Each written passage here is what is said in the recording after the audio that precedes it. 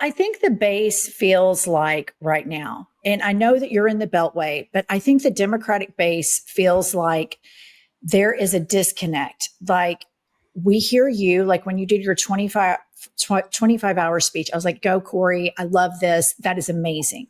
And then there's a photo shoot with you with Benjamin Netanyahu. And I was just like, what in the actual like, how can he do that? It was heartbreaking. I felt betrayed. Yeah. And that hang on. And that doesn't just happen in an echo chamber.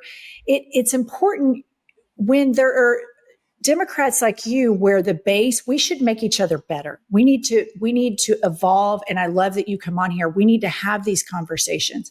It's not a purity test.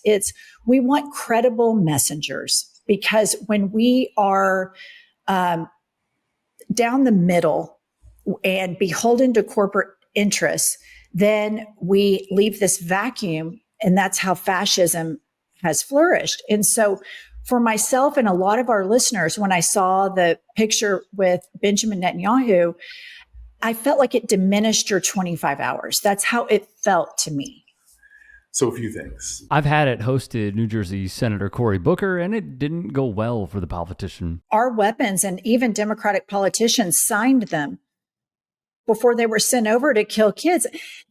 I really feel like if we get through this fascism, we have to have conversations like this, Senator. I think but you're right. Where you're right is the Democratic Party. Again, as a Black guy in America, there are so many things we don't talk about that we need to have an honest conversation about. You're right. I work in a place that corruption has been accepted. Why are people taking corporate PAC money? Why are people trading stocks? Now he's going to walk right into this next one. Look, I'm one of a handful of people that don't take corporate PAC money. I don't understand my Democratic What Party. about AIPAC money? You take AIPAC money, don't you? A minuscule percentage of my resources come from I read it's like 800,000.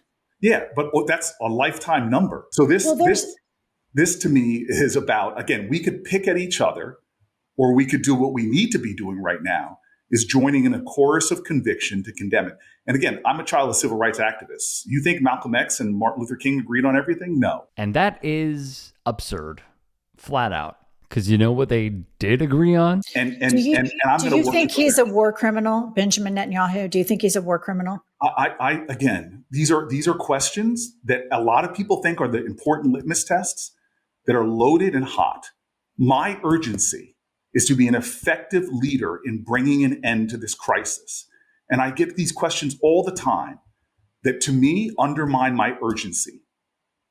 I think the thing that Democrats get so frustrated with, where we are right now, where you see like the Zoran Mamdanis and the Graham Plattners rise up, because they can go on podcasts and you can say, do you think Benjamin Netanyahu is a war criminal? And they just say, yes. And that's the end of it. It's not all of the rhetoric answering. It's like what happens to Democratic politicians, they go through this like prism, and then we can't ever get like the answer to yes or no conversations like you do with Bernie and others. And that's the frustration for the Democratic base with leadership. Do I think Netanyahu is worse than Trump? Yes. Do I think that we right now in America should be doing everything possible to bring peace, not just to that crisis, but to the ones that shock me that no one talks about? And I hope, and I don't know if you guys have or not, but crises like Sudan, where there are American weapons literally causing horrific, in fact, by double, triple, quadruple, it's the biggest humanitarian crisis that we're not talking about as a country. When I was coming up, everybody was talking about Darfur. Now the moral silence is outrageous. Respectfully, that's just wrong and also terrible framing. You know who's screaming about this? Leftists, who you hate. The pivot is outrageous here. So we are in the Senate today outside the office of Senator Cory Booker because we saw a really, really, really creepy photo of him with somebody who I think is wanted for war crimes. Who is he with? Yeah, so Yoav Gallant, who is wanted internationally by the highest court in the world for war crimes, was here, and Cory Booker hosted him yesterday.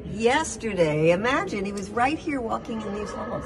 And there are over 100 countries, right, where if he steps foot there, he would be arrested. But here, Cory Booker invited him into his office. It's not just disappointing, it's absolutely disgusting. I mean, this man spoke about Palestinians very early on as animals. He said they weren't humans. He's directly responsible for the genocide that is happening. He specifically spoke about cutting electricity, access to food, access to water. He is an actual monster. And Cory Booker, who presents himself as a very empathetic human who cares about people and animals and everything. I mean, do Palestinian people not count? Do Palestinian men, women, children not count in that empathy? Shame on Cory Booker. Shame on you, Cory Booker. And we would have been inside, but they locked the door. Yeah. So But Yoav Gallant we're is not welcome. welcome. Yoav Gallant is welcome. We are not. Senator Booker, why have the Democrats just done so little to exercise leverage against Israel while it's when somebody starts out with the Democrats, I know they're divided. President Biden? Do you think it's AIPAC money? How much AIPAC money have you taken over your career? And do you think that's had an impact on why Biden has not imposed a red line on Netanyahu's Project 2025 of ethnically cleansing Gaza? Is it meddling for AIPAC to donate so much money?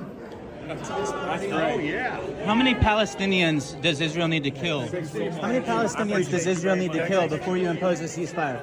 Journalist Abby Martin would write of the senator, considered one of the most pro-Israel Dems, only candidate to co-sponsor anti-BDS Act, says he texts like teens with AIPAC president, lobbied black congressmen to not boycott Benjamin Netanyahu's speech, co-sponsored a resolution against Barack Obama and in support of illegal settlements. During 2014 Gaza war, Cory Booker denounced Hamas, who rack up casualties, and sponsored $225 million in emergency military aid. Said, quote, "There's no greater moral vandalism than dividing support for Israel, and he'd rather cut off his right hand than abandon it." In all, the figure and number rather that he said is over the course of his career, nonetheless, is $871,000 plus dollars. What I think is so deeply frustrating are the points that have been brought up, right? And how Cory Booker then says, "Do I think that Benjamin Netanyahu is worse than Donald Trump?" Yes. It's like, oh, okay, that wasn't the question. Why are you dancing around this? Why can't you just answer it straight up? And all of this filibustering about, oh, well, I get small dollar donations in response to you saying you don't take corporate PAC money, but you take it from a foreign government. And then invoking Martin Luther King and Malcolm X and how they didn't agree on everything, but they united. Dude, it's right in front of you. Like, this is exactly, let me be clear, this is exactly how they lose elections. This is it. They are so out of touch, especially on this issue, that they will continue to lose elections.